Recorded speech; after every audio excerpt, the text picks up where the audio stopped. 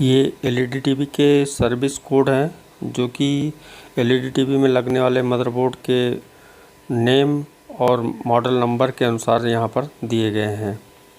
यानी जो मदरबोर्ड पे नंबर लिखे होते हैं, जैसे यहाँ पर देखें BS.TP53U, ऐसे जो भी वहाँ पे दिए गए होंगे मदरबोर्ड पे, उसके अनुसार इसमें जो कोड यूज होते हैं, यानी जैसे मीनू 1147, यानी मीनू 1147, यानी जिस मदरबोर्ड में जो नंबर यहाँ सामने उसके लिखा हुआ है, इसके अनुसार आप इसके सर्विस मीनू को यहाँ से सेलेक्ट कर सकते हैं और वहाँ पे अपने मदरबोर्ड के